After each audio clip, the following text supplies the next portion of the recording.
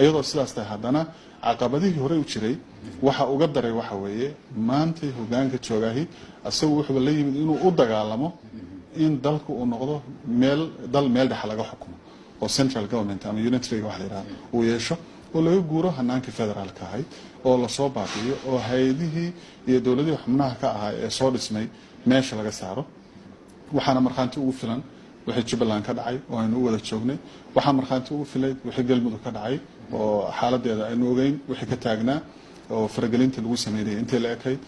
oo haatantii ugu dambeysay xoog loo sheeganayay in hay'adihii meesha ka dhisnaa oo run ahaantii aan ka xunnahay oo muddada dheer argagixisada la dagaalamayay oo hubiyay in goboladaas ay noqdaan gobollo nabad ah oo dadkeedu nabad ku seexdaan in loo adeegsado xoog iyo xabad oo waliba ciidankii loo tababaray inuu la diriro argagixisada ayaga lagu leenay in ciidankii loo tababaray inuu argagixisada la diriro oo dalka ka saaro amnigii sugo oo iyadoo laga duulayo maxaa la yiraahdaa waxaan la yiraahdaa security architecture iyo dhaqaalihii beesha caalamka ku bixinaysa iyo tababaradii la sameynayay in ciidankii loo daabulo gado si maamulka Jubbaland lagula dagaalamo meesha looga saaro run ahaantii waa nasiib daro taas ayaana keenaysa oo runtii wax yar oo laga soo qaatay in Puntland maanta tiraahdo war dalku waxba ka khaldanay aynu dib isugu soo noqono tashano dabadeedna markaas jihaad aynu arinta Galmudug saddex madaxweyne ayaa la doortay qalalaasi siyaasadeed oo muddo soo jiitamay ayaa ka jiray miyaan la oran karin dawladdu sidan xal u aragtay in lagu ururiyo bulshada reer Galmudug oo nidaam midaysan loogu sameeyo tan lafteedu halka qayb ka noqon kartaa miyaan la oran karin maadaama ay hadda gacanta dawladdu isu dhiibeen madaxda ahlu sunna wal jamaa oo warbaahinta la soo istaagay waa maadsantahay haddii xoog wax lagu xalinayo Soomaali hore ugu xalin lahayd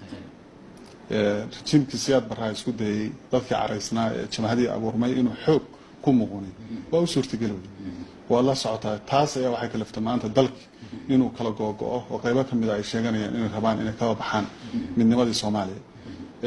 kuwii ka dambeeyay oo jamaahadaha oo isku dayay dalka inay dhinaca kale u dhigaan oo ay xoog ku muqunayaan oo xoog lagu qabsado baa shaqayn waayay marka haddii xoog shaqaynayo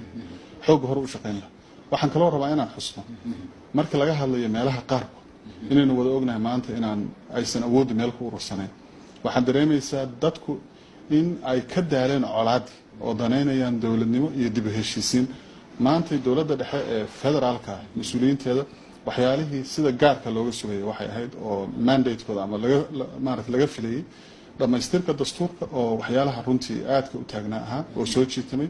waxaa ka mid ah dib u heshiisiin qaran in la qabto oo dalka dib u heshiisiin loo sameeyo oo waxyaalihii horey u dhacay oo xoog sheegashadan hadda aynu ka hadlayno horey u raad reebeen dalka Soomaaliya laga xaliyay markii taa la aadi lahaa dastuurkiina haddii meel la iska dhigay meeshii dib u heshiisiin iyo nabad la raadin lahaana hadda xabad hor laga bilaabay iyadoo la marayo sanadka 2020 runtii waa nasiib darro weeye